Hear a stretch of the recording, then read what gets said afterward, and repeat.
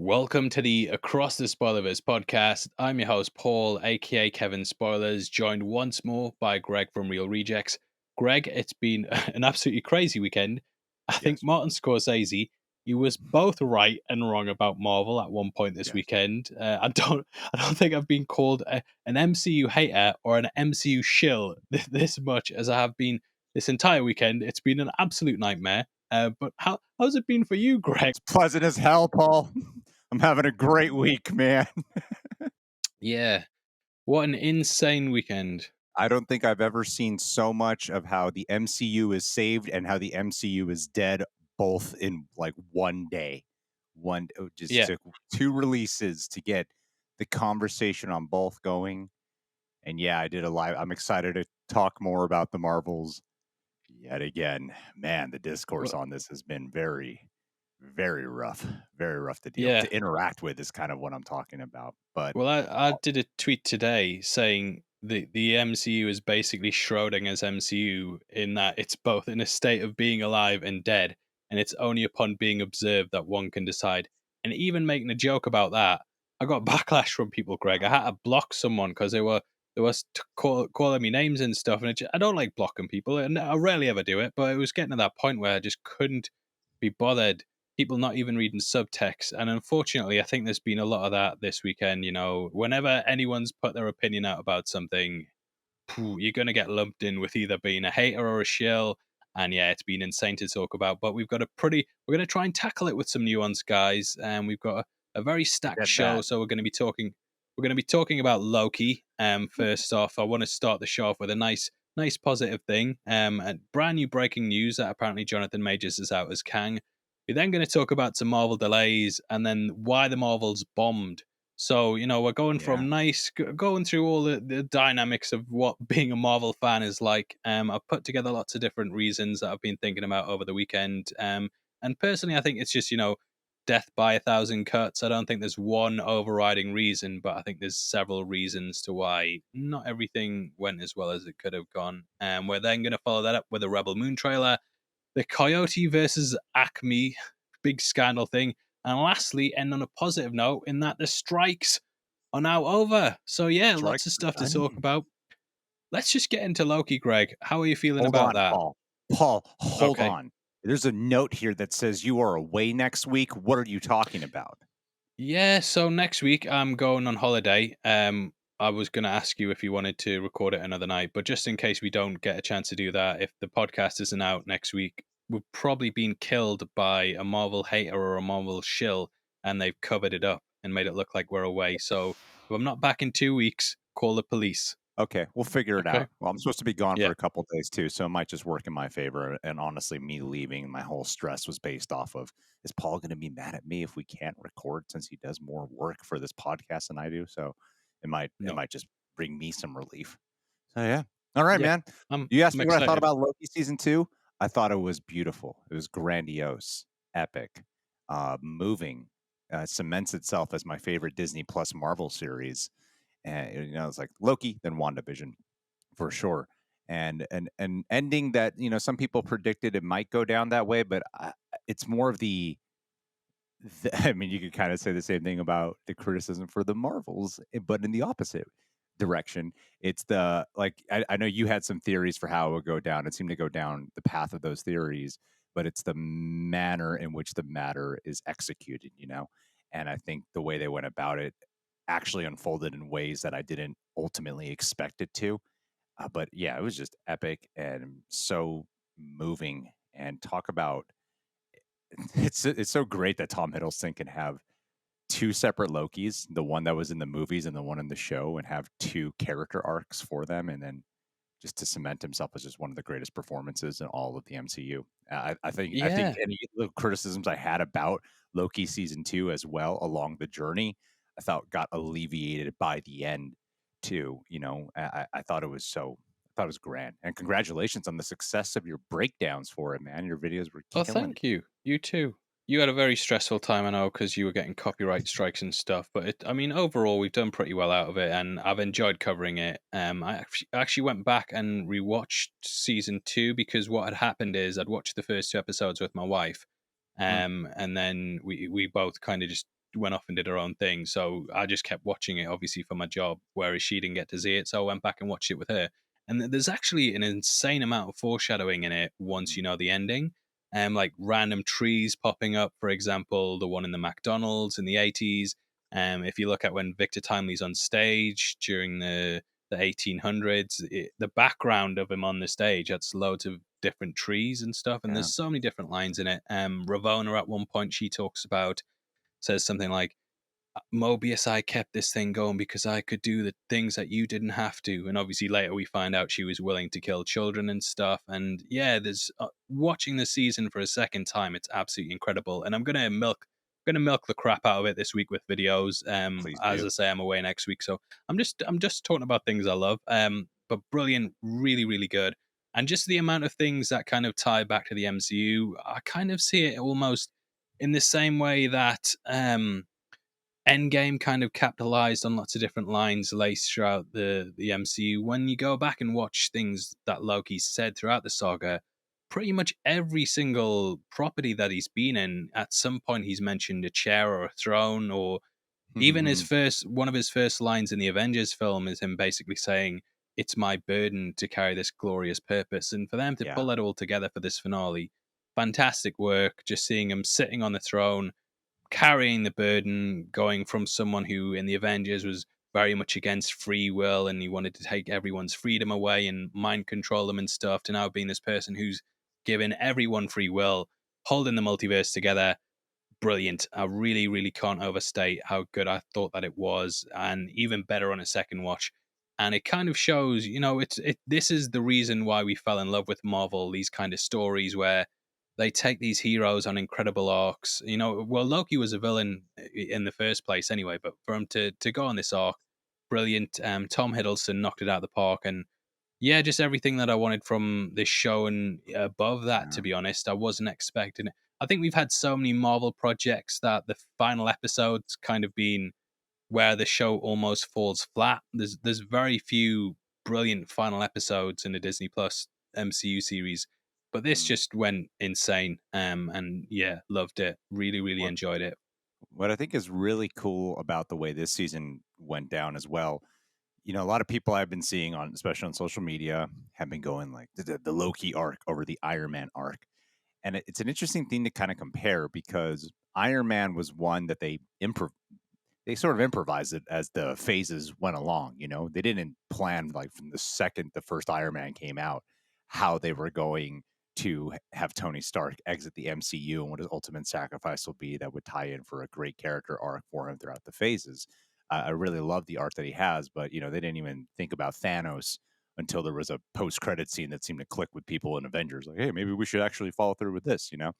And with Loki season two, what's really interesting to me is how it was only till recently, post like during the writers' strike and all that, how they decided, we should get a showrunner in here to really even map Yeah, out seasons and such.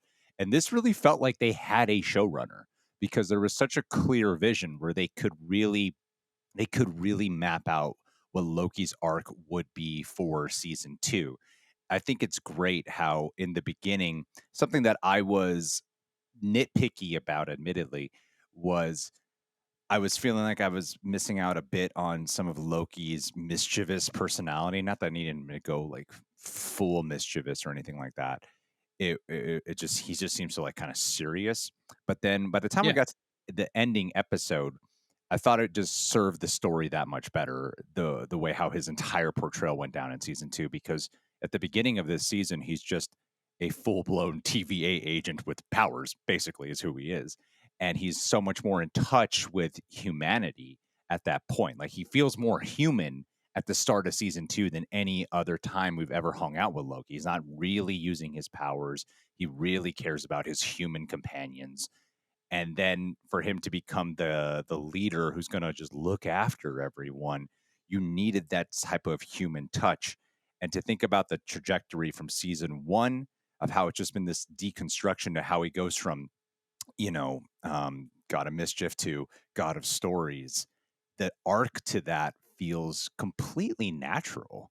It felt earned. It didn't just feel like they had to do it. Like you really stripped down Loki to his core And I think the way they paced the show with its unique style, where a lot of people, like myself included, I don't know how far you got into Doctor Who, but this last episode especially reminded me of a very popular Peter Capaldi episode of Doctor Who, where he does have to keep, he's around for like a million years or something like that. He has to keep reliving it and learning, and he keeps dying every time. And I thought that by the time we got to this ending point for Loki, everything just felt really earned. And not only that, they also had some great. It kind of felt like an independent movie, that kind of bitter, Yeah. melancholic tone that it had for the like that ethereal type of music that was playing over as they were montaging around between Mobius and the choice that he makes. And then even with Ravonna, I saw your video. I thought on my live stream, I was like referencing some things that you were pointing out in your video, I one of your watched it. ending experience, about like Ravonna with possibly not seeing Eliath, but seeing Kang at the end of time. I thought that was a really great call. But even that, just like the way they leaned on mood and tone and pacing was, it was quite beautiful. And on top of that too, the visual effects were incredibly, like they were something to behold. I was in awe Yeah. of it. I'll There kiss this was show's ass all day long. I thought it was excellent. yeah. I didn't really think there were any flaws in the CGI. I thought the character arcs were brilliant. I thought the acting was brilliant. There was The very music, little that I could criticize it for.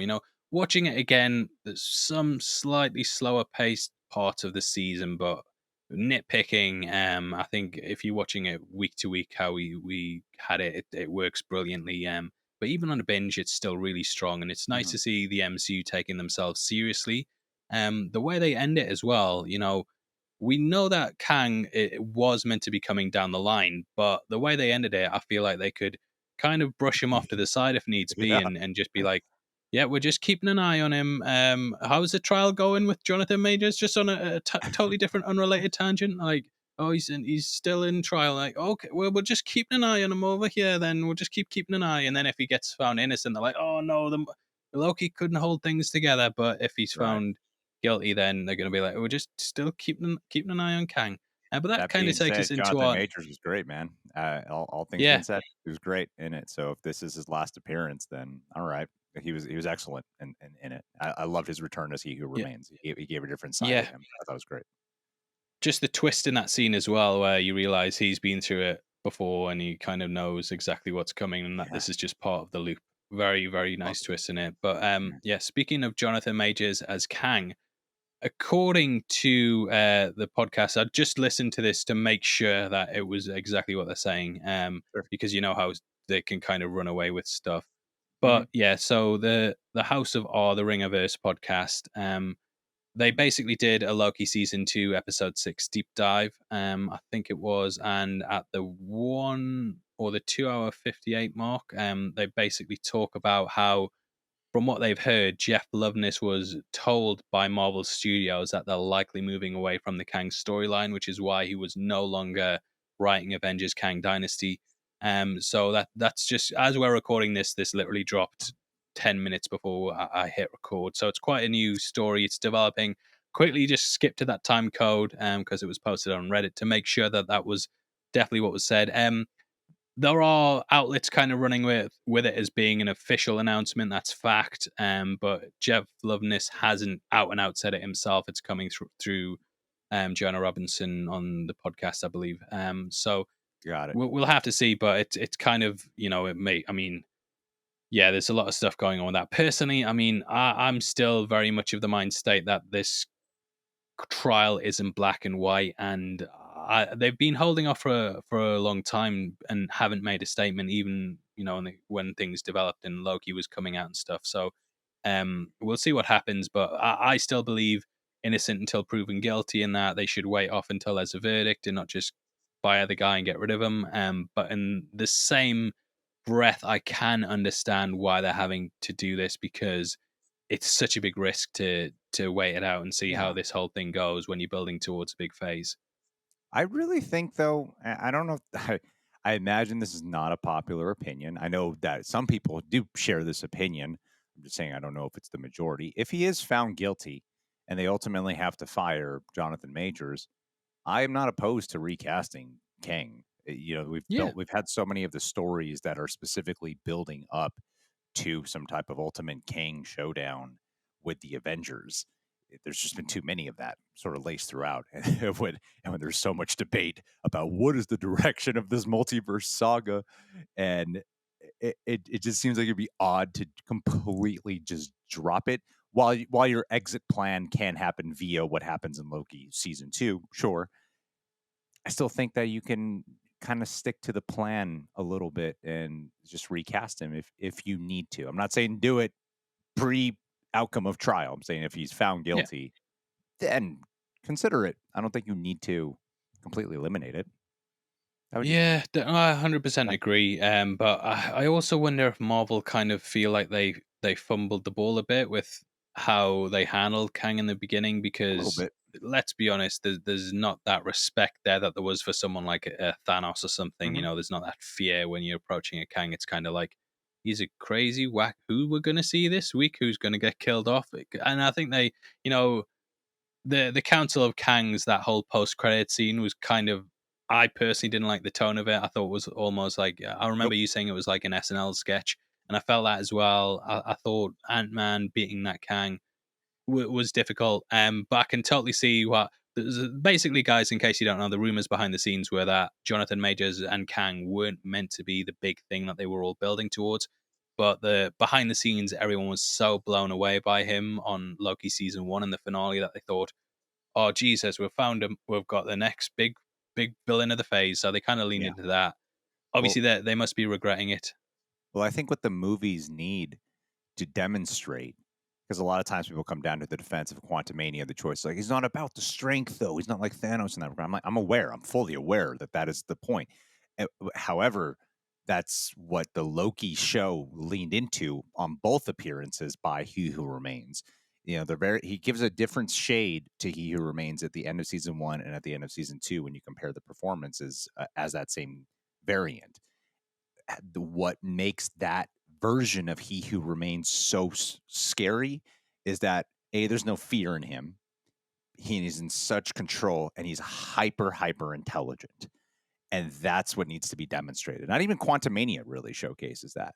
As much as he's the scene stealer, as much as he brings like an aura to his performance, like the menace and those like the best scenes are with him.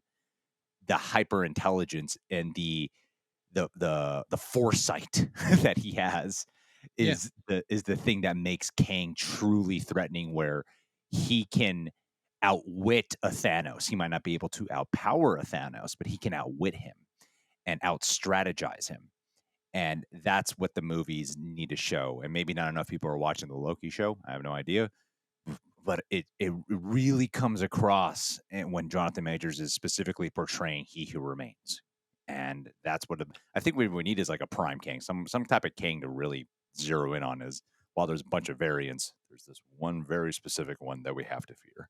You know, yeah. okay. No, it's very strange. I mean, obviously, the movie's not even going to release until probably another 4 years, because moving on to our next topic, we've had lots of different delays with We Marvel.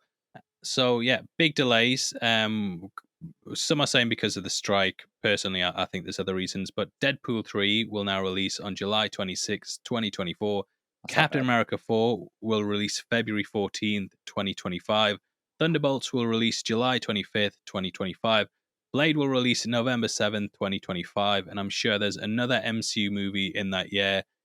The year is going to be stacked. 2025. Next year, though, we're only getting the one MCU movie, which I'm actually grateful of. I think, Smart. Deadpool 3, just build up to it like it's a massive event.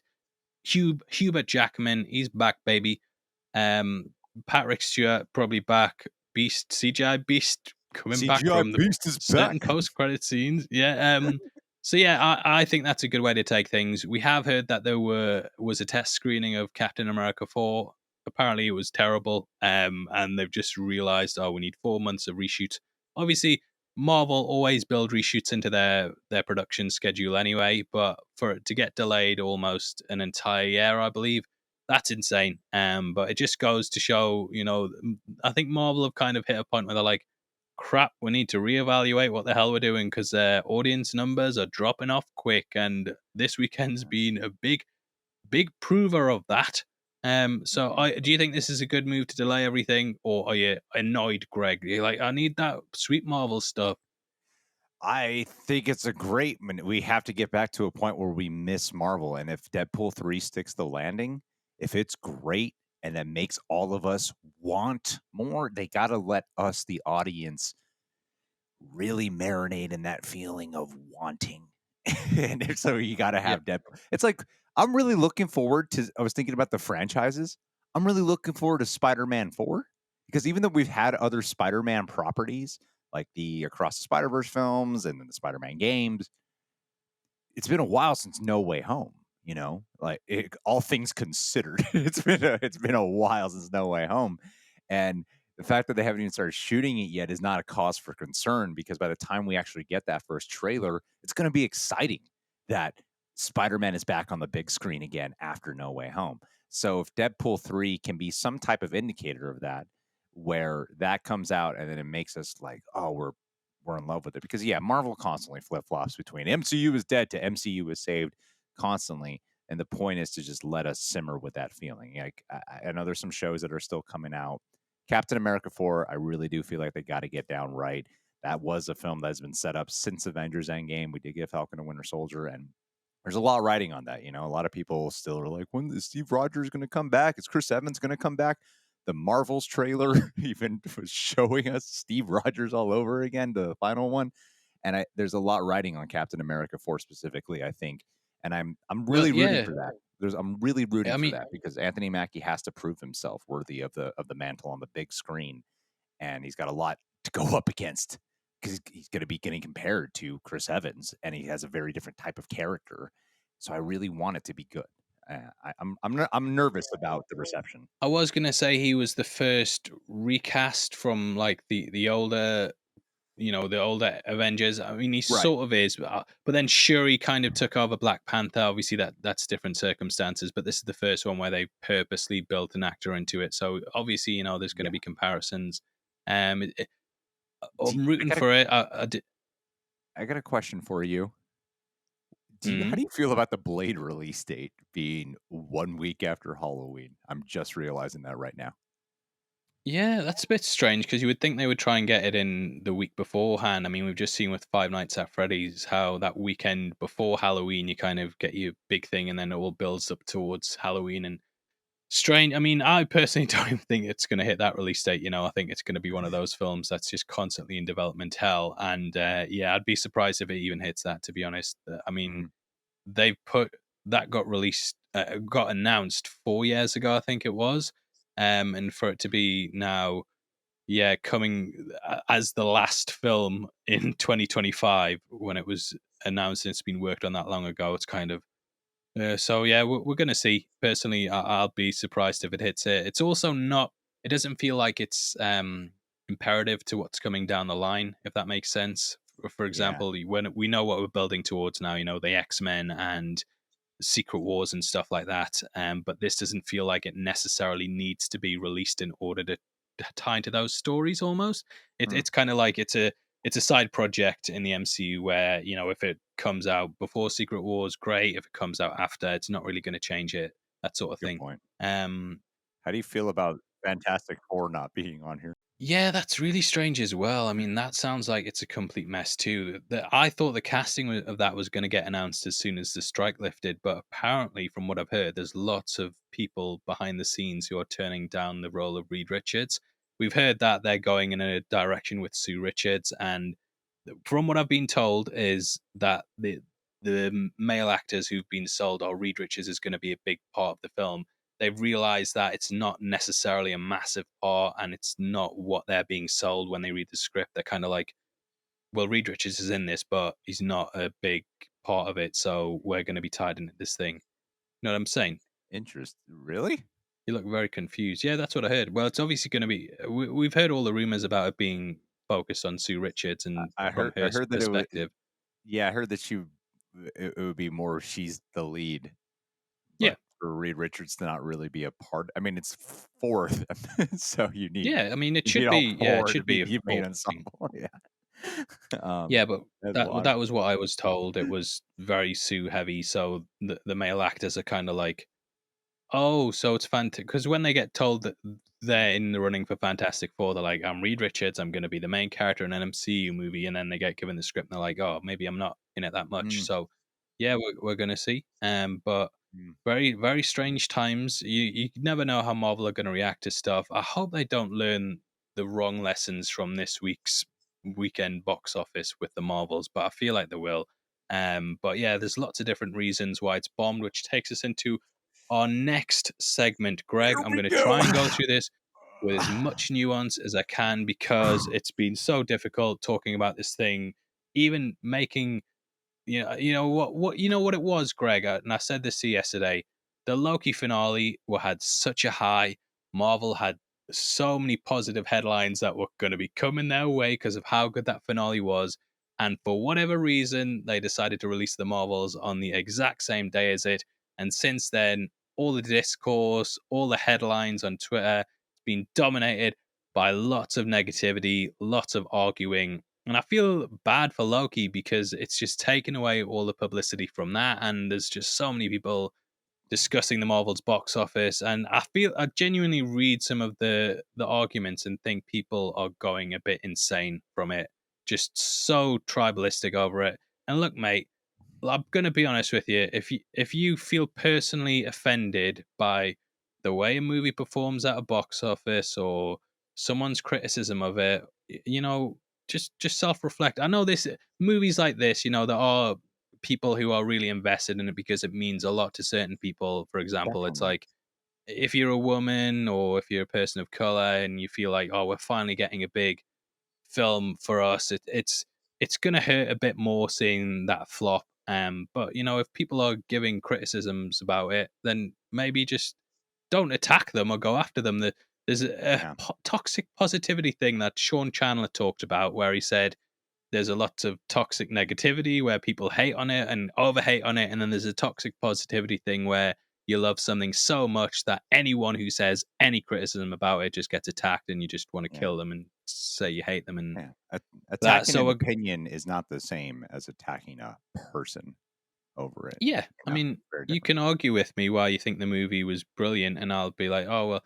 I'll be honest with you, Greg. I've watched it twice now. Did I it get actually, better the second I time? it was about the same. I Okay. genuinely felt about the same. I had a few more problems with the structure of it, and the inconsistencies with the powers because I was like, well, how's Kamala using all of her powers at this point? And it's still. And I know they say in the movie, guys, before you jump in the comments, I know they say like don't you have to use it to a certain point and then it switches. But she was literally going building up force fields around her and everything and running on top of them and stuff. I don't want to get too much into it because I've kind of talked it to death at this point. Sure. But I feel the Rotten Tomatoes score of 60%. I would score it about a 6 out of 10. I think Mm. after a second watch, I Okay. think there is I think there's a man Villani. I think is brilliant in the film. I think she really carries it. People are saying it's fun. Yeah, totally agree. I just think where it's let down is story structure Yeah. and the lack of a compelling villain and just general missed points that they could have made. It feels like a very superficial, surface level thing. And one of my big hang-ups that I had over the weekend was the way I think they should have went with the film is that you have Captain Marvel, who's the Annihilator. She completely destroyed a planet society. She's basically Captain Genocide.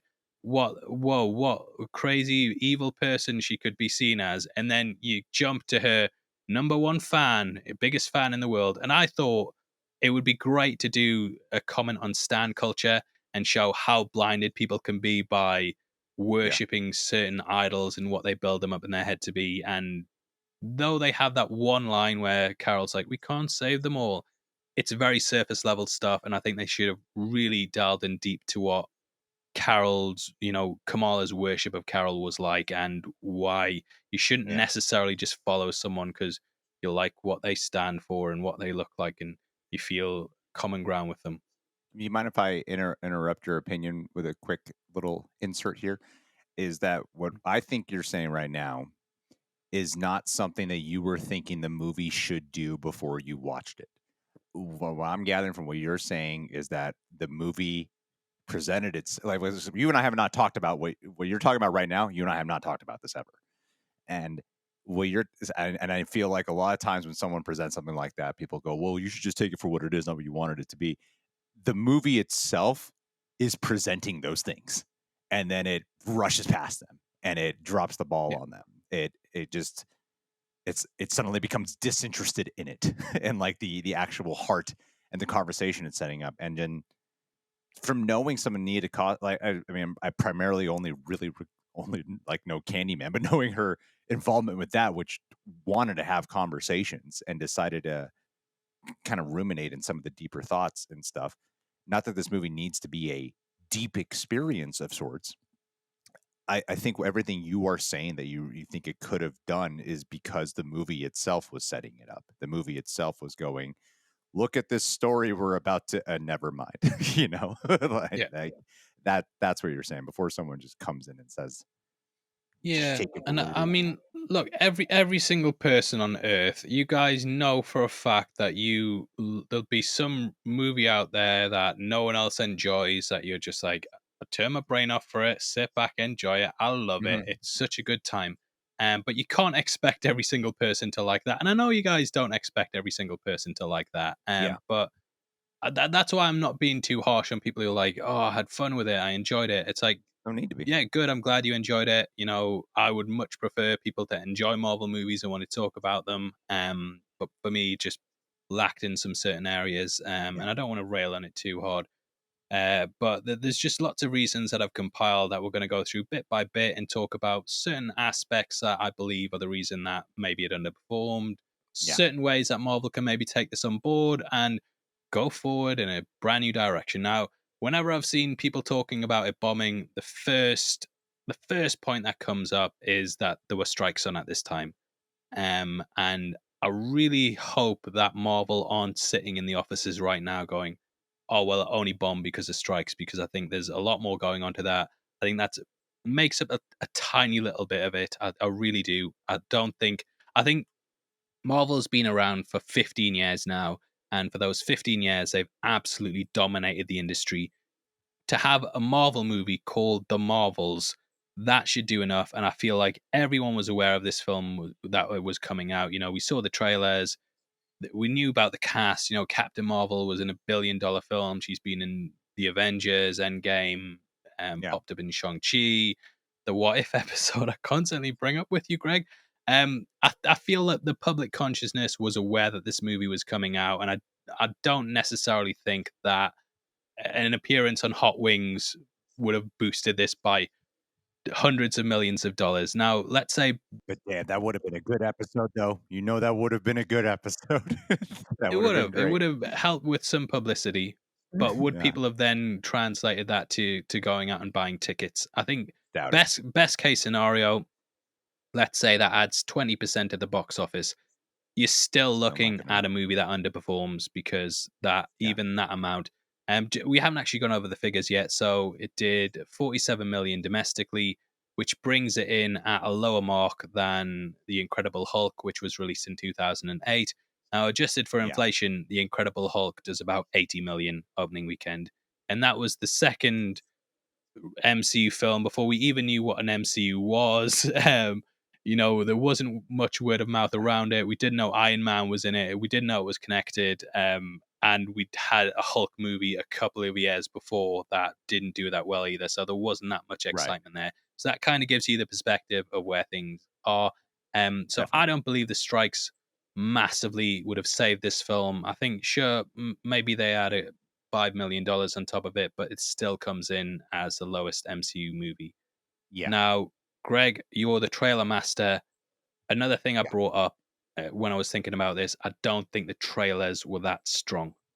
No, I agree with you, man. The trailers did not demonstrate the significance of the film, and the final trailer for it that came out the week of, which a is a massive tonal shift from the other two trailers, and is not tonally akin to what the actual movie itself is like. And it's kind of odd to me that the trailers just wanted to sell themselves as just a fun movie. like that's all it is fun. When you get to the ending of the movie, both the last scene and the mid-credit scene are so integral for the future of the MCU and the direction everything's going to open up the door for. I'm not saying they need to spoil it, but the trailers never honed in on the importance of checking out this movie either. Like it just kind of, like we've said it time and time again. Like even though I was, I think the last podcast we did, I was here with you saying that my hope for this film is that it gets such good word of mouth that it ends up racking in good numbers over the coming weeks, even if it underperforms over opening weekend. So I've rooted for the film, in spite of the fact that I didn't really think the trailers showed us anything that special or that unique, other than, yeah, it's another fun movie, but we know that just another fun comic book movie does not suffice anymore with audiences. We've said this point many, many times. And it is kind of odd to me to see that how important like the end scene is and the mid credit scene is, like the significance of that, and the trailers to not even clue you in on that. And I think they had like a desperate attempt in the final trailer when they're showing you Yeah. like Iron Man and Captain America, and then I think there was some line or text in there about how it's important now. But I think they should have led with that in some degree, just so people were like, I think I have to watch this, not it's just looks like another entertaining film. They kind of played it a little too safe with its marketing in that realm, because Yes. I think even Quantumania, Uh, which you're talking about this movie has the same cinema score as Quantumania, the same exact cinema score, and Quantumania had a much better box office opening, for sure, had a much better box office opening, better trailers too, and they also had the actors able to promote the movie. So they were able to promote the film then. And as we saw, though, the movie's still severely underperformed at the box office.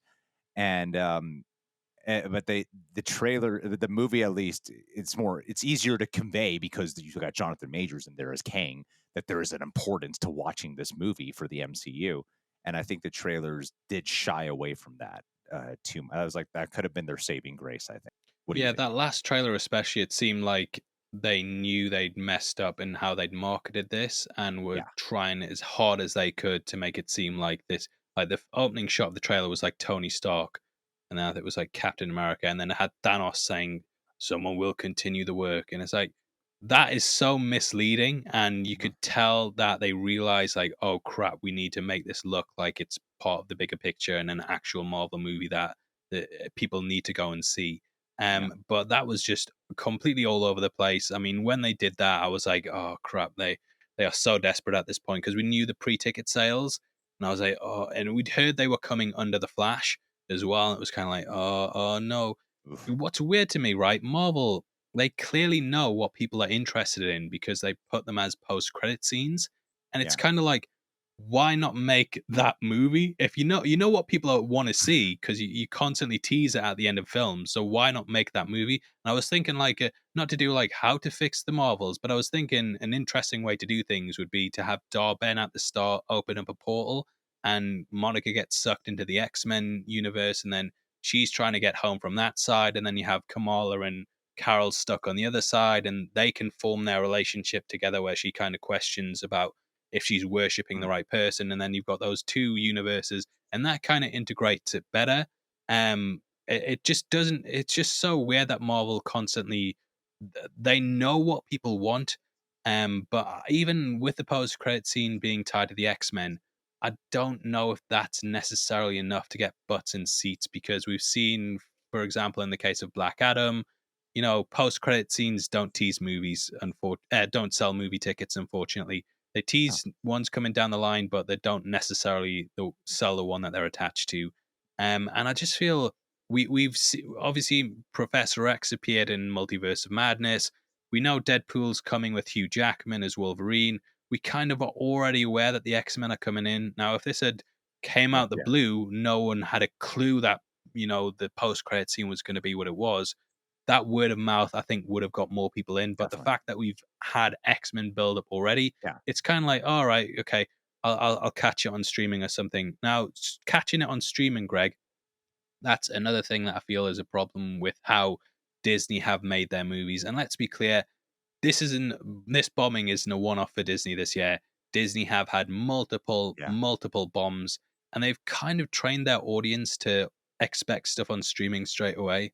Yeah, I agree. I like, I mean, they are even advertising it with these characters who two of which are from streaming shows from WandaVision, like Monica Rambeau from WandaVision, Miss Marvel from Miss Marvel, and then even Nick Fury, hot off of Secret Invasion, and like Secret Invasion, which was a very much disliked series at the end of the day, even though you and I were in the first half really enjoying it. And then as it went, I think most of the audience was like, not for me. And yeah, so you have that.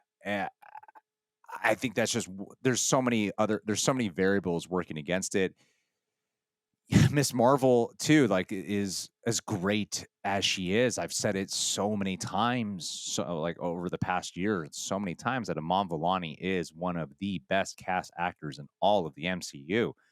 And one thing that's making me happy right now is there's a lot of people I'm seeing who never watched Miss Marvel watch this, and on both camps of people who did not like it and did like the Marvels, the common consensus seems to be, but Iman Vellani, she's great. I'm like, thank you for noticing because she's always been like freaking perfect for Miss Marvel. I think she is one of the best cast actors.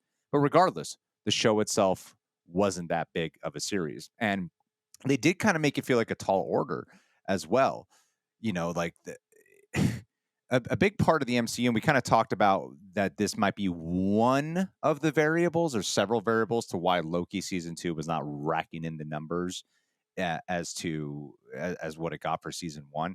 And one of the variables that we were discussing was how there might have been a lot of people feeling like I haven't been keeping up with the MCU, so I might be a little bit lost because there's been so many MCU projects. And the Marvels, like, there's a lot more reasons to go through here, but the Marvels, especially, they were asking you, you got to watch Captain Marvel. So that's at least 2 hours. Okay, we know most people have already seen that. You got to watch Miss Marvel. That's like 6 hours of television. You got to watch WandaVision. You might need a refresher because it's been a while. It's like 6 hours there. You got to watch Secret Invasion. That's like 6 more hours there. So you're being Yeah, asked to watch like 20 hours of stuff to watch this. And that's kind of the ironic part to me, just on a little side note of how people are like, it's not meant to be, it's just meant to be like fun. It's just meant to be fun. I'm like, okay, yeah, I can get on board with that. I can get on board with just a fun movie. I mean, I remember when I watched Justice League, people actually still applauded opening night when the movie was done. And they applauded. And even though they completely made it into some wacky fun mess, I was like, yeah, I still had fun when I watched it. So I can respect it. But the lead up to this, I think they kind of one aspect out of many aspects to why this might have this bombed. I think there is a bit of a daunting ask of, have you been keeping up with all this stuff?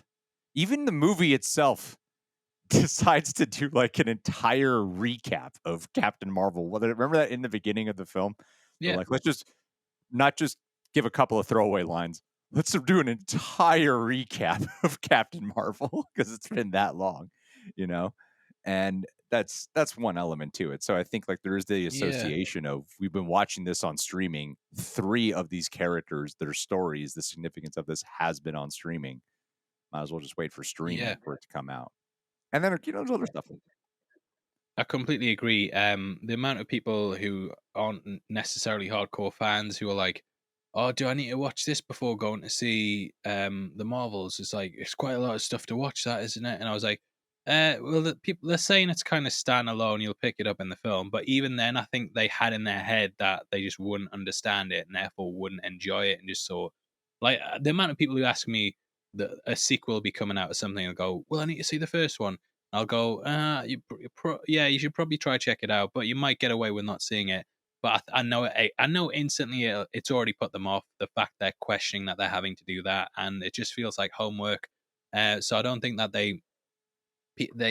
people necessarily felt that this was going to be newcomer friendly, and the numbers that Ms. Marvel got viewership wise, that the fan base wasn't there for people to attach themselves to that character and be excited for this. Sure, all us diehard ones absolutely loved the Ms. Marvel show. I think it's one of the best Disney Plus shows in general, but general audiences didn't watch it en masse, so therefore they're not attached to this character.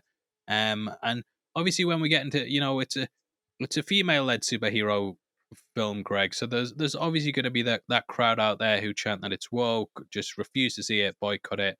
That's going to knock your number down as well.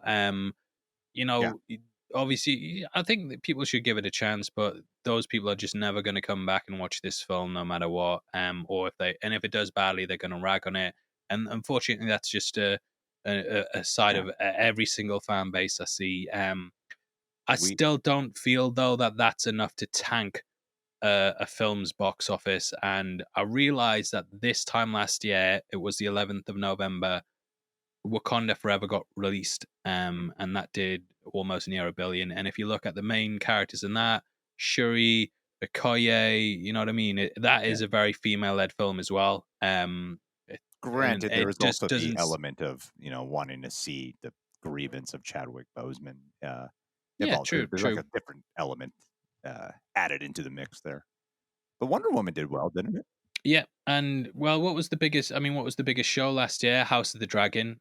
Hmm. Um, Female characters is the main character in that, and after the recast, you've got Emma Darcy, who's non-binary, playing a woman, and that could easily be something that people could scream woke at and boycott it at, but it still was the Yeah, biggest show last year, and I just don't think that the people who cry woke are enough to necessarily ding the box office that much.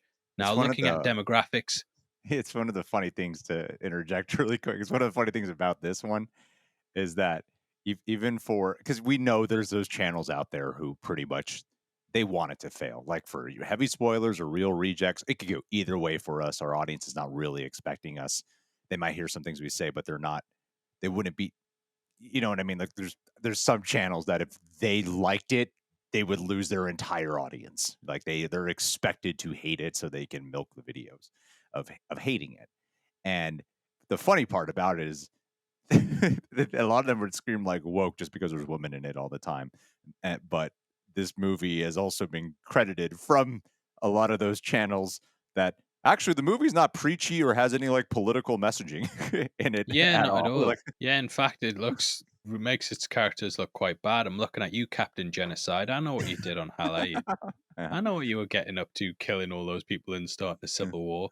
But speaking of people not liking Captain Marvel, let's be honest, there is a massive hate train for Brie Larson online, oh yeah, and that has been building since the first one. People just don't like her, and no matter if you type in her name on YouTube, there's probably going to be 10 negative videos come up as the first point. And that's kind of why I feel that I feel like Marvel might have responded to that, but not told people, which is why instead of getting Captain Marvel 2, we're just getting the Marvels, and they have the other side characters. And look, rumors are rumors, but apparently from what was said behind the scenes, she had difficulty on set with people because she was no longer the lead. Now, whether that's true, I don't want to say that is. I'm going to say take that with a pinch of salt. But there is the feeling that Marvel kind of maybe didn't want to take the risk, similar to what we're seeing perhaps with Jonathan Majors right now, where the internet backlash, they're just worried, and they thought like, oh, let's bring in other characters and kind of make her a second yeah. lead in what should be her sequel. I don't have a problem with Brie Larson. I think it does get overblown what happened, but I can totally see that affecting the box office, especially when you're trying to build up goodwill for something, and there is those people that are just Yeah. riding against them, and just riding against Marvel in general. My next point was going to be that there's a feeling around Marvel that Marvel is bad right now, and we have had things like Love and Thunder, Quantum Mania, Secret Invasion, and the feeling is in general amongst the fan community that the quality isn't there anymore, and we're just getting so many mediocre projects that Mm. people are kind of just turned off to it, and they're not necessarily rushing out to see a Marvel movie, especially one that debuts with very low Rotten Tomato scores. That was another thing I felt impacted it a lot. And to see the headlines of it being like The Marvels is rotten on Rotten Tomatoes. That's just another ding in there when you're already having bad films after bad film, Mhm. and to have another one, people are kind of like, "Oh, well, Marvel's fallen off already. Look at the score. We're just not going to Yeah, bother." it's fresh now. It it Yeah, they just managed to made it. get it up. They managed to. Got on the phone and were like, "Paul, was send the money in the check. How quickly can you get a Rotten Tomatoes account set up and just say it's fresh?" I was like, "I'm doing it Yeah, now. I'm doing it now." But there was also the audience demographic. Now, men are getting blamed for this film failing. They are. If you go of on course. social media, it's like it's men who are making this Yeah, fail. But right, if you look at the demographics of who went to see the film, it's 65% men, yeah. 35% women. So maybe bloody women. Maybe Show they up. made it fail. Yeah, you should show up, Now, women. They should. so yes, Might as yeah, well. Yeah. show up to the Marvel. So what I did today was, Greg, I looked at the audience demographics for Marvel in general, and according to the highest result on Google, so take that how you will. The MCU comic book movies, 79% male, they skew, Mm, so 21% women. Now, when your audience is mainly men, it's difficult, I think, to market a female-led superhero movie that does appear like it's very female-driven and that there isn't much for men in there. We'll go see it because it's a comic book movie, but in general, and I've always thought this. I believe the perception of Marvel is that it's a male brand, and I think women, no matter what, if they hear a Marvel movie, will just instantly assume that it's for men. I said this last week, and I apologize to the women out there who are like, "No, I'm a woman and I'm a Marvel fan, and I have been since I'm a kid." I apologize for saying that, but if we're just looking at the audience demographics, the majority is men, and yeah. just in the same way that if someone said to me, Greg, they're making a romantic comedy, but it's for men, it's an all male cast, and it's about what men like in romantic comedies, I would still in the back of my head be thinking, I think this might be secretly made for women, and they're just trying to trick me into thinking it's for men. And I do believe, like, I spoke to my wife about it, and she was saying the same things with her friends who, they all went to see Barbie opening night, whereas that just weren't interested at all because they didn't think Well, it was yeah. for them. Well, it's an interesting conversation to have about it because on my personal end, I could care less that it's women. You know what I Yeah, mean? I'm Like I'm I exactly the really same, Greg. We're I just don't giving get. reasons for why we think it might have bombed. Yeah, yeah, no, it's just one of the main things, and I know you and I are on the same page about that. I will acknowledge, like I already pointed out, that there are some channels out there who who did want it to fail, right? They did, and I'm not going to say who, but you can venture a guess, or you could have someone just kind of be like, "Who's Greg talking about?" and then they will tell you. Uh, Heavy spoilers. heavy spoilers, heavy spoilers, clips channel specifically. That Mm. and is there sexism out there? Absolutely. Like this trailer was met with an the first trailer was met with an apparently there's some plugin you can get that I don't have where you can view the dislikes still. And the first trailer was met with like an insane amount of dislikes, right? Right away. And even though I was like, yeah, the trailer looks kind of generic, but it's not this like disaster that it's getting on, that's one quality of it. And then, going online and you kind of, it's a little predictable that the fear was around there when the first Captain Marvel came out, that if you're a guy and you don't like this movie, you're going to get called sexist. It's just the way it goes, right? And I see it a lot online already when it comes to Marvels. I've gotten my comments about it, even though I am one of the guys who has been rooting for this film to still do well, even in my non-spoiler review, where I really did not like this movie. The first thing I acknowledge is the three actresses are really great in here, and it is not their fault, and I felt they deserved a better Yeah. movie, like right I away. don't Like think we've ever mentioned gender or race in a yeah, review when talking about a film, and you s- it, unless, yeah, yeah, and the other it's part always about it. character, plot, and effects and stuff like that, and story. It's never going to be about that for us. It's never going to be about that. And you see people coming out of and being like, "Yeah, it's funny how it seems to be only men who don't like this movie," And I'm like, what a weird thing to like disregard the men who do like it, and to disregard the women who don't like the movie. I've seen both camps of that, and it's not really to do with the fact that it's a female-led thing. And I can go through the gambit of the amount of female-led property. I mean, you just brought up Barbie, and that's a movie that does have political messaging in it. It wears it on sleeve throughout the entire film. And while that was a primarily female demographic that showed up, movie made over $1 billion. A lot of men seem, I mean, there's one camp of men that really didn't like it, but a lot of men still really liked it. I loved it. I thought it was great. I know a lot of other dudes, and and it got great Rotten Tomato score, great audience score as well. And a lot of men watched the movie, and to think that, oh, because it's a superhero film, now it's suddenly all those same men who might have liked Barbie are like, but I don't like this because it's a superhero. But will I go? Maybe. Is there a camp that probably thinks that way? Sure. I don't know if it's But the even if majority it though. that's yeah, and I think things with like Wonder Woman shows that if the movie's good, that kind of overrides things, Greg. Prey was another example, Great, coming off the back of great a point. massive franchise. Yeah, Predator is a man's franchise. masculine Arnie is franchise. number Yeah, one. Exactly, yeah. exactly. And before that film released, there was lots of people crying that it had gone woke. Oh no, they're making Yeah. it about Native Americans. That's political. They're having a woman as the Mhm. lead. The movie drops. Everyone's like, It's fucking "Crap, this amazing. is really, really good." Exactly. And I think once the movie proves people wrong, then it can do Yeah, it. Wonder Woman is another example, but it just didn't feel like this movie when the things released. House the Dragon as well got loads of shit in the lead up to it. That was getting yeah, everyone's that was getting called woke all the time.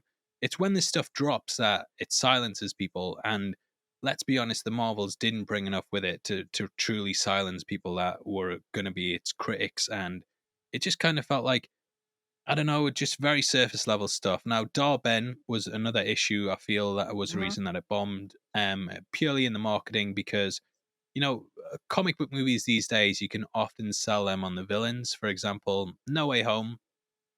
I was talking about this on Twitter yesterday, actually, how anti-marketing the marketing for No Way Home was.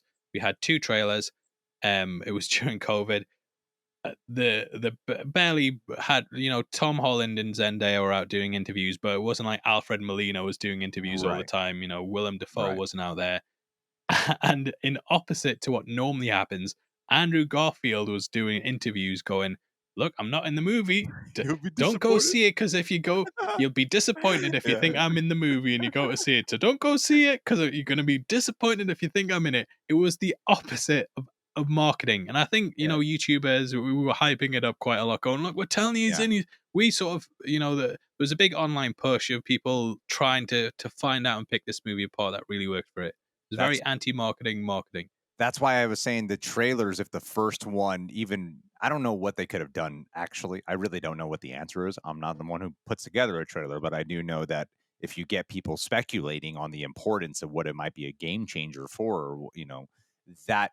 conversation helps stir things. That's why WandaVision, this like weird show, female led, by the way, this weird show that um was like a riff on sitcoms. Like it's such an odd show, but people just wouldn't stop speculating on what it's going to set up. Like one of the stars of that show was theories, and Yeah, and like this is something that I don't know if they were afraid of that with not leaning into it because as we also saw with WandaVision, that sometimes fans can be their own worst enemy when it comes to getting carried away with theories and then being disappointed what the outcome actually is. But this was one where it might have been warranted because of what the post yeah, credit scene actually is. So yeah, I think yeah, I think like having and that's what Spider-Man No Way Home did to your point was the yeah. Well, speculation on it. Multiverse of Madness as well. They had Mhm. Professor X being like, "We heard his voice." Well, it's that Professor X who speculated over that. But again, back to No Way Home. Honestly, I was laughing so much, thinking how funny it was that one of the main actors that would have sold tickets, would have got people so hyped up to see the film, was actively out there going, "Nope, not in it, mate. You're gonna be Yeah. disappointed. Do not come to this film." But that was crazy. But anyway, back to the original point, which was the villain, Darben. Hmm. So yeah, No Way Home. What they did was they sold it on the villains that were appearing. They edited Tom Holland, they edited Toby Maguire and Andrew Garfield out of the trailers, hid them as much as possible. And what it was sold on was like, oh, Green Goblin's coming back, Doctor Octopus is coming back. Thanos, Infinity War, Endgame. It's like, oh, who's Thanos? He's a massive character in the comics. Yeah. Gore the God Butcher again. For Thor: Love and Thunder, it's Christian Bale playing him. It's a massive Oh, get, and we're excited to see what this is going to be. dude. Kang and Quantumania. Exactly. You're Yeah. marketing your movies off the villains as well, and who the heroes are going to have to face off against. Dar-Ben, no one knows who the fuck that is, Yeah. and It's also a really unclear plot in the movie. The plot's really unclear in the yeah, trailers. Yeah, exactly. Dar-Ben was a gender swap character. Zoe Ashton, haven't really seen her in much. She doesn't carry the weight that, the hype that Jonathan Majors did or Christian Bale. And it feels like for the budget they had, they should have really gotten either a big villain from the comics, or maybe even get Jude Law back or something. I don't know, like get someone back who you can at least attach to. I was thinking the Supreme Intelligence thing, that should have been what the main plot of the film was. That could, like, Sean Chandler again. He was speaking about how it feels like there's a Captain Marvel sequel that we didn't see about tackling the Supreme Intelligence, and they just kind of glossed over that. The Supreme Intelligence is like such a massive villain in the comics, and comic book fans know that. I know comic book fans, mate, and if I'm like, "What's your favorite Dar-Ben comic?" I can see them start thinking, "Oh crap, I'm just need to go to the toilet," and they're getting their phone out on the way there. You know what I mean? And they come back and go, "Oh yeah, Captain Marvel 17 when Dar-Ben fights against the Earth Resistance or something." I'm like, "All right, okay, yeah, that I can't remember that happening, but well done." So yeah, I don't feel the villain was necessarily going to sell tickets either. I think the actress attached to it, you know, uh, I don't know who that is, to be honest. Before this film, I'd not really heard, and I didn't see anyone hyping them up. It's like, oh, they're going to be in this, and the fact that they're actually like in a relationship with Tom Hiddleston, and they didn't Mm. tie that in some way, and like, I don't know, that was weird that they didn't. I get the strikes, and you don't want to push actors and stuff, but yeah, just the fact that they were in a relationship, and to have that and not, no one's really talking about it, was such a weird thing to do. Talking about Tom Hiddleston, Greg would talked about this a lot on lots of different episodes. Releasing it on the same day as Loki was absolutely stupid, because who does let's break down who markets a film, right? The studio market it, then there's the media who market it, and then there's the fans who market it through word of mouth. Now the studio can control what they put out, but the secondhand tier there, the media, we only have so much time to cover certain things. And I'm not just talking about me, I'm talking about massive outlets, yourself, we can only have enough bandwidth per day to help promote a project by talking about it. And the fact that they released them both on the same day, it's like, oh well, I'm kind of burned out on. I'm trying to talk about Loki, but do this as well, and it's like, if I didn't have MT, I might not have been able to cover the Marvels until Friday or Saturday. I think we got the video out on Friday, but I mean, I was rushed off my feet that whole day, and it was non-stop. And I know that and that I'm self-employed, so I always just I start work at 7 a.m., finish 5 p.m. at night at least. Yeah. There's people who'll be working 9 to 5s for a media company who'll just be like, "Oh well, sorry, I didn't get my work done today. You'll put it out Monday."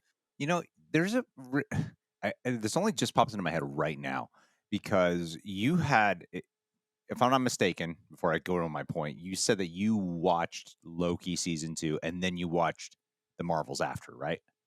Yeah, and it Yeah. left a bitter taste in my mouth because I had something that exceeded my expectations, was a perfect send off for a character, and then something that was like, what the what the hell was that? That Yeah. singing scene, what the hell was that? You know, the thing is too is there's a big part of the camp. Like I understand there's a lot of people who are defending the Marvels, and I even said it on the review where I really didn't like this movie. That like I can see how people can walk away from this movie and actually have a lot of fun. The screening that I went to, You know, there was definitely the most people I was talking to were like, I actually had fun watching that. Um, there's such a fervor now though of defense for the fun. We must fight for the fun. Um, it's just kind of ironic. But anyway, the other point I was going to actually say was that I know for a fact, whether anyone listening to this agrees with this or not, I know for a fact that publicists for these studios, they really, really care vehemently. They think Rotten Tomatoes matters more than trailers. They think it's so important. And that's why you'll even see trailers now. If a movie gets a really high, fresh score, they'll slap that onto their marketing now. Like, we got like a 99% or something, you know. And I remember Mission Impossible was even leading with that. They really give a shit about that. And if studios, that's why I think the release strategy is really odd, especially um, because when I'm fully aware that studios, their publicists really give a shit about, you know, Rotten Tomatoes. Like, which one between Loki season 2 and the Marvels seems more like what a film analysis type of mindset would be more drawn to, right? Like, it's really obvious that they'd be a little bit more drawn to Loki. And to release something on the same week that is so antithetical to the type of experience you would get with Loki, it's such an odd thing because you're going to get people. Because I saw that sentiment expressed too, what you just said of, you know, maybe I shouldn't have watched Loki season 2 before I watched the Marvels because it kind of made it a little harder to, it just makes the flaws shine brighter when you just like I do wonder if I had just watched the Marvels, I don't know, like a couple months from now or something versus during this, I still would have had my problems with it for sure. But I don't know if it would have hit me as strong, even though I didn't have the same type of viewing experience as you. I went to an earlier screening of the Marvels, you know. Um, but yeah, I Yeah, don't know if you know where I'm it's going too with that much point. Marvel in one day. It was It's too, literally too much Marvel in one day. and they're two very different, and they're not even connected to each other, you know. So Yeah, that was very strange. I still can't get my head around why they did it. Conspiracy theories. I've been speaking with my friends and stuff. We're all massive conspiracy theories. No, we were saying like, oh well, maybe they knew one was bad and one was good, and they wanted to get as much positive publicity and just kind of brush you under the rug. But I feel that the negative headlines generated by the Marvels has dominated it to the point that no one's really talking about Loki, and I'm kind of trying to steer my conversation back on my channel to being about Loki. But everyone's like, no, how come you not making more Marvels videos about how shit it was? I was like, please, I don't tend to really make massive rants about how shit they are unless they're a 2 hour long podcast with my friend Greg. But yeah, I think the low Rotten Tomatoes score was another big thing. But even in the build up to that, we did we I mean, you got the email on this podcast, I believe, that was talking about when the embargo was Mhm. lifting, and it was a late lift, and that kind of showed a lack of confidence. And now we didn't really dig into it that much, but I saw how that picked up a lot of steam online, and people are like, well, they're lifting it late because they know it's crap, and it just kind of showed a lack of confidence. And releasing it on the same day as Loki, that was another thing where it's like, are they doing this because they know it's good, or this seems more kind of like, yeah, it just your imagination can run wild as to why they did that. But I know that a lot of people behind the scenes were struggling to get both of the projects done, and it kind of hit a point, I'm guessing, where yeah, people just couldn't do the word of mouth that they normally would do towards a Marvel project because their efforts are split. Your efforts are Yeah. completely split because you're trying to work on doing a Loki video whilst also trying to work on doing a Marvels thing, and you want both to be as good as they can, but yeah, just seeing that the low score for it, I just thought I'm gonna go see Marvels later in the day. MT, we were lucky enough to get an early screening, so he could handle it, and I just put my all into Loki, and then went out and watched the Marvels, little stress free. But yeah, just completely opposite experience for me. And then obviously I wasn't coming back and being like, oh, you should go see the Marvels, everyone. I was kind of like, oh, watch Loki this weekend. Now, You know. streaming is obviously a big thing. Apparently, there's a report come out said that Disney's lost 387 million on streaming. So well done, guys. I'm putting it all into that. But streaming is another big thing. Obviously, movie tickets are so expensive. You don't want to waste that money going to a mediocre experience, especially when you can normally wait about a month or 2 months and it's going to be available to watch in your home as part of something that you already pay for. And I feel like these movies aren't being sold as events, and you really have to push them as being major things that people need to go out. You know, being a Marvel movie these days just doesn't cut it because we've had so many of them at the point. And I really believe that in general, the bubble has burst on this stuff. I think that back in the day when we barely had any superhero content, there was a thirst for it, especially when they were good. People were desperate to see more, but now you've kind of hit a point where they're mid. Some are good, the odd one's good, but we're just at the point where general audiences have so much superhero content now that they're not going to turn up for anything. Now, your big heroes, Spider Man, I was Mhm. talking about this the other day. Spider Man can shift comics still, can shift movies, can shift PlayStation 5 games, can probably shift PlayStation 5s on top of that with people just buying PlayStations to play that one game. Um, when it comes to the comics, Batman is always going to be a top seller every single month for the Mhm. past 8 years. Let's say Batman's been in the top sales every month of comics. He's still going to sell stuff. But, like, I read comics, Greg, I pick up tons of them, but I don't pick up every single character, and it needs to take a certain one to interest me. And I know there's lots of readers out there, they don't go to the shop and pick up every single thing. I think we're at a point now where there's so many comic book projects that people are becoming like how the comic book buying audience is, Yeah. where they're more selective with what they spend their time and money on. They'll see stuff out there, what's out this week? You've got Invincible, Loki, Captain Marvel. That to me is like going down the comic book store and seeing issue of Batman, issue of Spider-Man, issue of an obscure character. I'm gonna pick up those first two ones, but that third one is really, really gonna have to sell itself to me. And I don't feel like this sold itself to the general No. audience to the point that it was like a must see. And I feel like we've Five got so much comic book content that it's got that point. People are just like, I'll just watch what I'm personally interested in. I'm not gonna watch it all. Five Nights at Freddy's, to the point about the streaming. Five Nights at Freddy's was released with a day, like you can watch it on Peacock, and you have the option to go to the theaters, and it did better than this movie, because it was Yeah, sold as an event. And yeah. while the And it has a drop fan base was and interest. yeah, while the drop was significant, and that movie had shitty Rotten Tomatoes scores. It terrible. I really don't subscribe to the idea that the Rotten Tomatoes score is as significant as a lot of publicists really believe it to be. Like, is it a factor? Is it a variable? 1,000%, but it is not the end all be all. I think it's a factor when something's not got an established fan base. Yeah, I really do. I think it's Five Nights at Freddy's film, those fans were going out either way. That Rotten Tomatoes score could have been a 0%. They're still, no, we're yeah. down the ride, baby. So yeah, I feel, but in the case of something like the Marvels, maybe when we've had enough of them in a row, it's kind of, Five Nights at Freddy's is a big event for that fan base because they've not seen it before. They've had Willy's Wonderland and like Hmm. the knockoff movies, but we've had loads of Marvel movies. And Yeah. that was just another thing with the strike when they're saying like, "Oh, the actors weren't there to sell it." It's like, mate, Marvel is such a big brand name at this point that this should it's just well known that your fan base is there and they're either interested in the heroes or not. Well, they didn't even I know the strike had just happened at like Comic Con time frame, right? But Yeah. they didn't even do anything at Comic Con to elevate it. Really, this shit just comes down to trailers.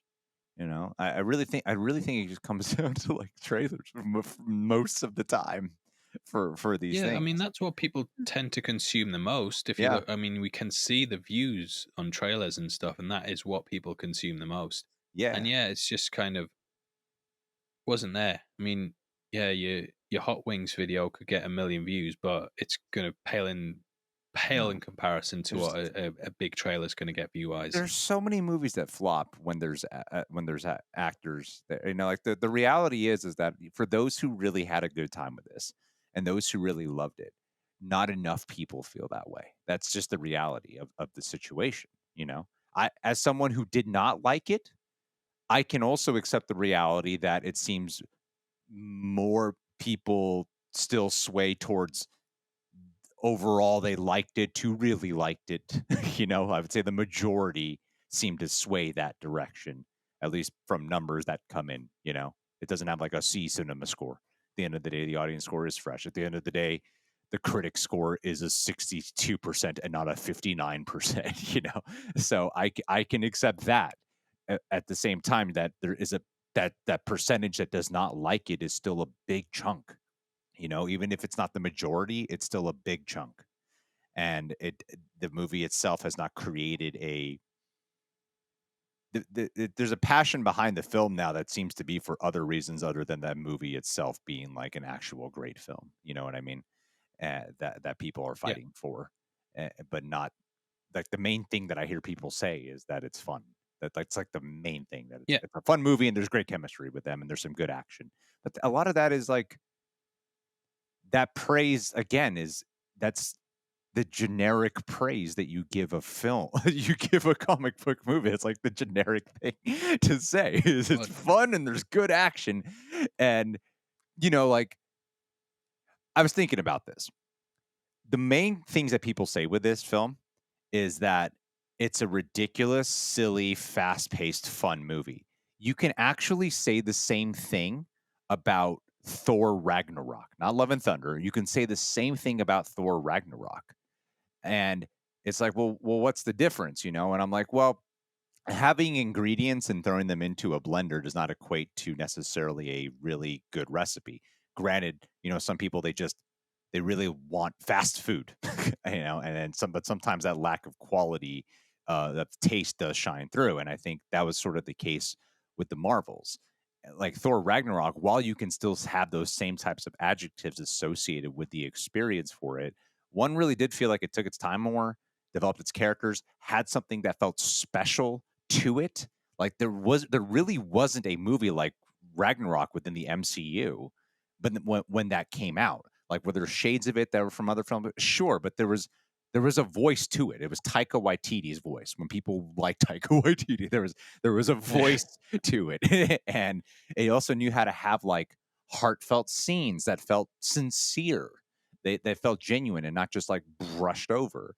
And the story that Ragnarok told, the runtime that it had, that was the runtime that story needed. Where a lot of people, even the ones who are saying like it's really fun, are like, yeah, I think it still could have used a little bit more breathing room. It's messy, but I still have fun. And like yeah. there's also an ending to the Marvels that is important, but there's also an important ending to Ragnarok where that really hits, with the Yeah. destruction of Asgard. And that even in that moment, that like when you think about what happens with Monica Rambeau at the end of this movie, it's kind of akin to Ragnarok on a different scale of just, oh, you're watching this thing evaporate in space, and our main character's watching this loss happen. But Ragnarok, that moment hits you, even though there's a joke there that Korg makes, it still gets you. You know what I mean?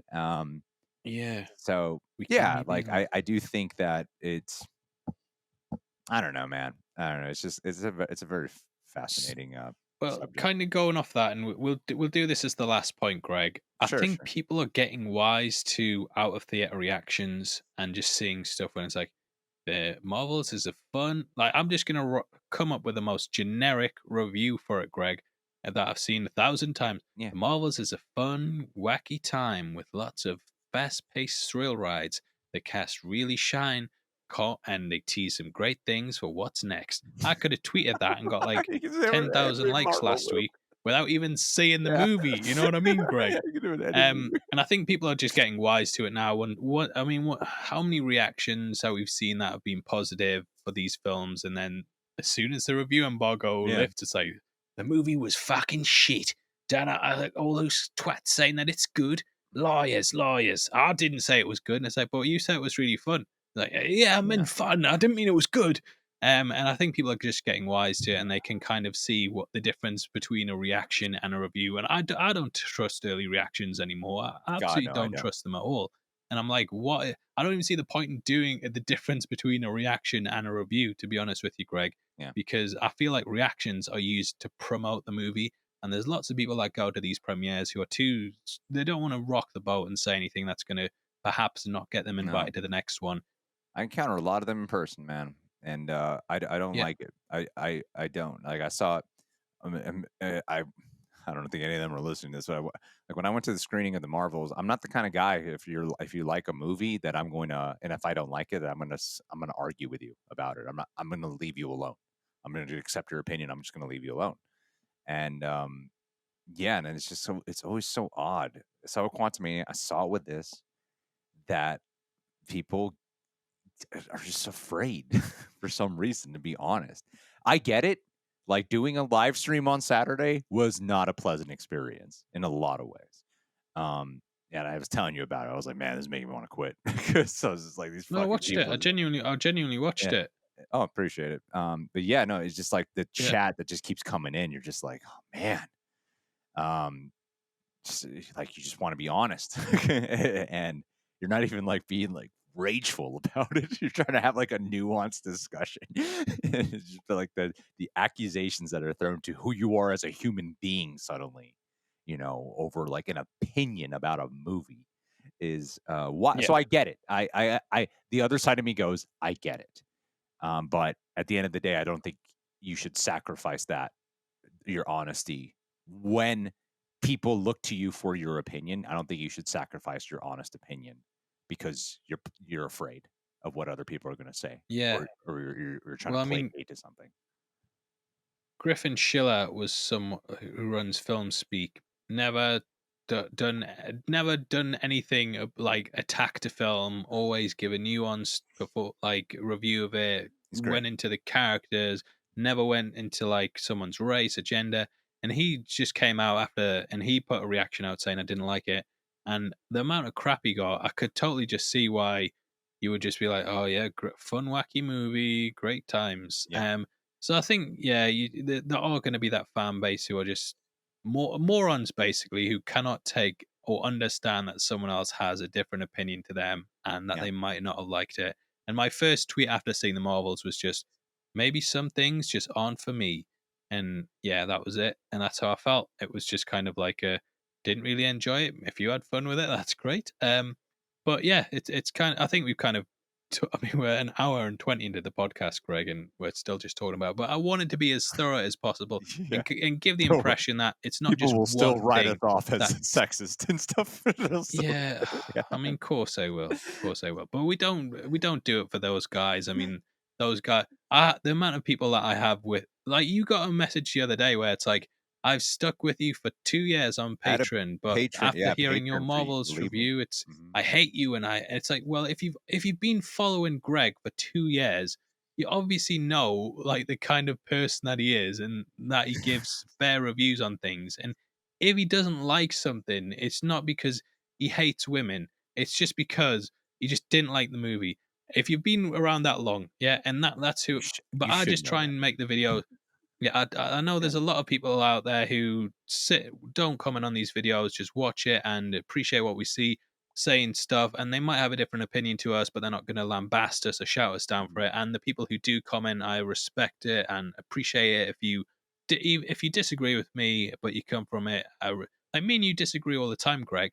We're Yeah, not texting each other in the middle of the night going, "You dickhead, you're a yeah. piece of shit, you're racist."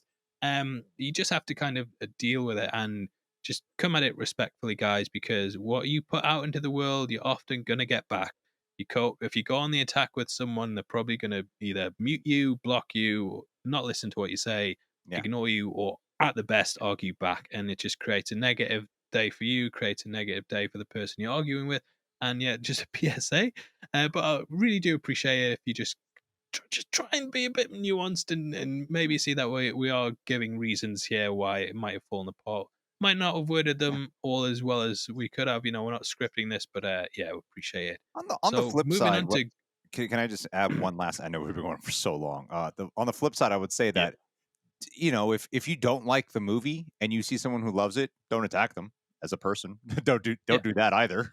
Like, I'm not, like I know we're talking save about it, and art. then in Yeah, yeah, in 3 months' time when they say a movie's good, say yeah, but you like the Marvels. That was the yeah, funniest thing I save it, saw when save it. people were saying where people were saying that they didn't enjoy the Marvels, the amount of comments I saw that were like, "Yeah, but you thought the Flash was good." Do you not think in through like guys? People call me the futurist because I'm always looking ahead at stuff. I can guarantee you in 3 months' time, people will be saying, yeah, but you like the Marvels to you. Yeah. So just cut it out, mate. You need to think about the future. But the Rebel Moon trailer that released yesterday, I thought, Is it I good? I can't haven't believe it's a seen them all. Netflix movie, Greg. Yeah, it's really good. No, well, looks what? Yeah, looks wise, it looks really good.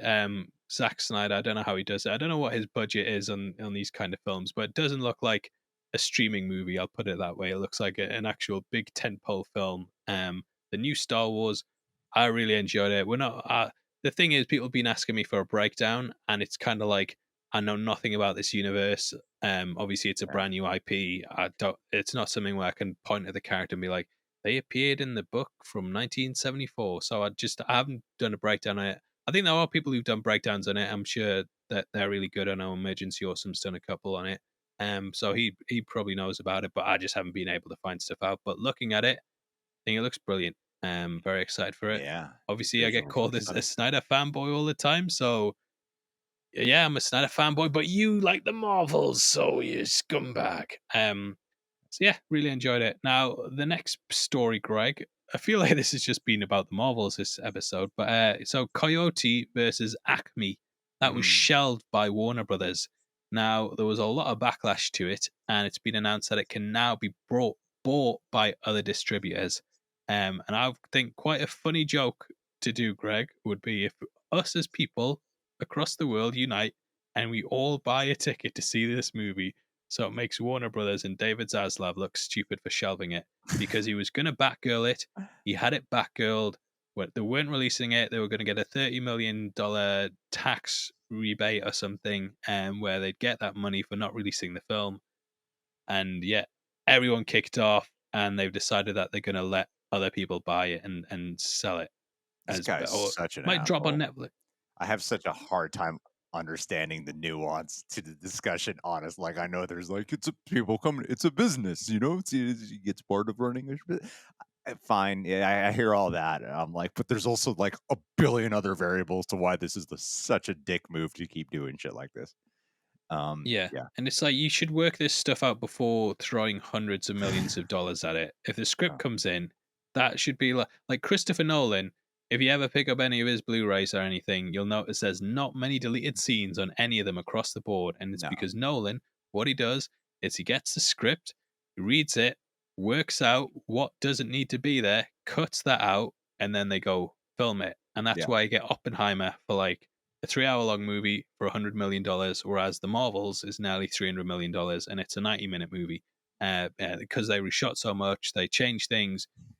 I think if you're an exec, you get the script, realize it, like visualize it, do that thing with your hands where you like create a TV screen or whatever. I don't know how yeah, you do it, and kind of visualize it before spending any money and work it out if it's going to be good instead of making the whole movie, getting everyone on board and be like, can we just scrap this and get 30 million back instead? But it was so bad, Greg, that they've just reported. This is just breaking news now, but it won't be because we'll release this a day later. But this comes from Discussing Film. After news of WB shelving Coyote versus Acme broke, several filmmakers instructed their reps to cancel meetings they had on the books of Warner Brothers. And that comes from the Hollywood Reporter, which was reposted by Discussing Film. So basically, filmmakers are getting wise, mate, with Warner Brothers. They're like, well, I could make a movie with them, but there is the chance they might just bin it. And yeah. yeah, I can't imagine putting 2 years of my life into something, getting it finished, ready to go. Let's. I'm excited. Let's do it, and then just be like, but we could get a tax write-off for it, so it's going in the bin. Never gonna see the light of day. And I think it's just I think the studio have just rubbed too many people the wrong way. Christopher Nolan. As much as I hate Universal, I'm glad Nolan nearly made $1 billion with them because they were dickheads to If him. they just re-release Oppenheimer like a year from now or some shit, you know what I mean, or like closer to Oscars, I It'll mean, pass it eventually. yeah, I think that if they just keep giving it like a re-release, it'll eventually reach $1 billion. Because it's like Yeah, 50 I million shy or completely some shit agree. like that. Yeah. Damn, that'd be Yeah, I cool. mean, it'll make it up in Blu-ray sales or just selling it to a streaming service or something. You know what I mean? Do Universal have a streaming service? Are they Peacock? Their Peacock, yeah. Yeah, so they can't really sell it to themselves, but they'll make that 50 million no problem doing something else, I keep forgetting redistributing it Warner or Brothers something. has Barbie, though. They still have the biggest movie of the year. Yeah, by luck, and they wanted to do everything against it. They were like, "Don't release it." They probably were like, "Bin it, bin it, get Bid rid it. of We'll it at make some us point." save money. Can you imagine? Oh Yeah, my so god. That'd be nuts. yeah, but our last story, we've been covering the strikes for months and months and months now. This podcast was actually started because the strikes were coming into place, and we were like, well, we're going to get hit with delays. We're going to get hit with weeks of no news. So we just want to do a podcast where we just chat and get people on our side, liking the podcast, and they come to listen to us and not just the stories, which we'll see after this week. Oh, yeah. But yeah, the SAG-Aftra. Do you want to read it, Greg? Because I've been reading so much. In a contract valued at over $1 billion, we have achieved a deal of extraordinary scope that includes above pattern minimum compensation increases, unprecedented provisions for consent and compensation that will protect members from the threat of AI, and for the first time, establishes a streaming participation bonus. Our pension and health caps have been substantially raised, which will bring much needed value to our plans. In addition, the deal includes numerous improvements for multiple categories, including outside compensation, increases for background performers, and critical contract provisions protecting diverse communities. Wait, there's 4 of these pages? Can I just read the quick breakdown, Paul? My God, there's a lot. Look, here's what they Yeah, got. don't read the whole contract out. Yeah, that's what I thought I was going to do. Okay, no, a streamer participation bonus above pattern minimum compensation increases, substantial increases for pension and health caps, pay increase for background actors, contract provisions protecting diverse communities, and major provisions for consent and compensation from AI. That's all I had to read. I didn't have to read all that other crap. But keep it all in the video, please. We're at the very end for the real listeners. Yeah, we'll get the watch time, bump it up a bit. Bump it up, man. So yeah, that the big contingent that dragged things out was that the studios basically wanted to have the rights to scan people, and once they died, still use their likeness without having to get permission from the family. Sweet. Um, so yeah, so poor Tommy Holland. I was thinking he was going to play Spider-Man for the next 400 years because they never need to recast him. This Luke Skywalker and Book of Boba Fett stuff, that technology will get better and better every year, and it'll get to a Yeah. point where you don't even need the actors there at all, and it'll be some extra just walking around with dots on his face, and then they'll replace their face with a famous actor that signed their likeness away 50 years ago or something. Um, so that was the big thing they were kind of fighting back on, and yeah, I'm so glad they got it because I think that's so soulless of a corporation to own someone even in their death, just to be like, well, we've got another superhero movie of Batman, and we're just wheeling out the same actor that we've used for the past 50 years and putting their face on someone else's. But still the same. It's still Robert Downey Jr. as Iron Man, guys. Yeah, They're you know always you like, love how do we that. save money? We'll use dead people. Yeah, yeah, Oh, man. exactly. I mean that, and you know for the a fact that the person whose face they swapped out, they would just yeah, they would pay them the bare minimum to just walk about the set for the day. So yeah, it's I'm good. I'm glad that the strikes are over, Greg. We, I Yeah. mean, the delays haven't impacted us yet. That they'll be coming soon, thinking into the future. But at least stuff can get back on track because it did look like this might actually drag out to next year. So thank God.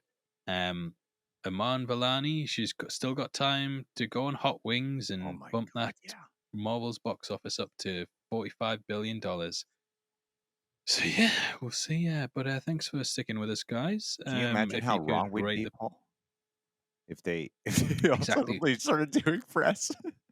And then we just watched Well, the the thing, box office yeah, skyrocket. Like, oh, whenever we do these videos after an opening weekend when we talk about something that bombed, people always come and say, "Look, you've been too negative. The movie's just come out. They've still got time to do it." The reason that we and other media outlets do it, I'm just going to talk to you respectfully, mate, because I'm going to explain why we actually do it. Obviously, it's to get clicks on YouTube videos because negativity drives clicks and engagement. But on top of that, there's actually these movies don't really have second weekend legs. no. They're normally very front loaded. It's not something like Avatar where, because do you remember when Avatar 2 came out and people were like, "Oh, it's bombed, it's bombed, and I was sitting there going, Jimmy Cameron, mate, he ain't that big first weekend. It's normally like the movie's still making money 4 weeks down the line. Definitely. So yeah, but comic book movies, you on the whole, 9 times out of 10, it's that second weekend where things drop off, and that's the weekend where it kind of loses the. You'll see like movie drops 62%. It's rare that it goes up, and it's rare that it's anything less than 45%. So yeah, first weekends, especially with these films, are very, very, very important because they're against spoiler culture, and they want as many butts and seats so people experience things unspoiled. And to have it be like this, not normally a good sign. So, comic book movies in general, they're so front loaded, you can normally judge the performance by how things do. I remember 6 months ago, me and Brandon Davis, best mate, friends of the podcast, I did Phase Zero, and we were talking about what we thought the Marvels was gonna do, and we both said 500 million, and we got a lot of shit for saying that because we were like, "You guys are crazy. That's so low." I would genuinely be surprised if it hit 500 million now. I think we might have actually gave it more money than it's going to make. Yeah, I'd be surprised too. I mean, what is it worldwide? 110 million or something? Yeah, 110, I think. So it's very, very low. And next week, who knows? Yeah, it's. I mean, come on, women, go out and see it. And Yeah. fanboys, if you're fighting in this movie's corner, go out and see it again. Marvel movies tend to do pretty well on repeat viewing, so yeah, go and see it. Wasn't for me, but if it was for you, go do it. Go support I it. mean, you saw it The twice, same with so the you're helping out. exactly. I'm still a Marvel shill. Yeah. Wonder how many people who say I'm being a dickhead didn't see it twice. Greg, Stephen King, he did a bloody tweet talking about stuff and how bad it is, and it's like, well, did you see it, Stephen? Nope, didn't see it. It's like, well, yeah, you're I think part of the problem then, mate. he was upset about the movie's box office failure and the celebration of it. And like, Yeah, well, which if is you're fair really enough. I mean, upset, there go are people watch Stephen celebrating King. it. Stop writing another book. Exactly. Watch the movie. Yeah, exactly. And I mean, obviously, there are going to be people who celebrated failing, but it's because they want to see the movie go. And personally, I tonally prefer things like Winter Soldier, Civil War, Loki season 2, and I would like even if you look at the comic book movies that do well, though, Greg, like the top 10 highest grossing films, they are more serious tones, and people celebrating it might just. There might be those sexists out there that hate women. There might just be people who are like, oh, I don't really like the tone I don't really like the fun, wacky stuff that they're going towards. I would rather they go back to that more serious stuff. So everything's nuanced, Greg. People who are coming out saying men are to blame, they're not treating it with the nuance it deserves. They're treating everything as being black and white, and it simply isn't the case. And we hope you guys have at least appreciated us trying to unpick every single reason why. I'm sure there's other ones out there. So if there were some that we missed, please drop it below. There were some that we gave more weight than others as well. I'm sure you've got your feelings about it. Why we should have given attention more to something else. Please. This part of the video belongs to you guys, and the comment section is yours. We are kind of talking about whether we're gonna start reading out more like comments on the show, and if Mhm. people have got really, really good points, we'll start doing that. We're not going to read out the ones where it's like you're a piece of shit, you shill. So please don't write that. But if you do write it, it's totally up to you because we're all about freedom of speech. But yeah, next week might not be able to record something. Marvel, Kevin Feige's not killed us if that happens. But if I'm not here the week after, you know what happened. Please leave a like. Please rate us on Spotify, Amazon Music, and Apple Music. And Please. yeah, thanks, Greg. Any final words? No, man. Just thank you to all who hear us out. Thank you for welcoming here. And thank you for everyone. I did 2 live streams in a row, and I've seen several different people um, who are like, "Hey, I found you from the podcast here." So that means a Oh, lot. nice. Thank you. Yeah, Yeah, I like brilliant. seeing that comment come in. Yeah, and it's nice seeing you guys actually. The views are going up every week as well. So we do appreciate it. And thanks a lot, guys. Have a Thank you, good. guys.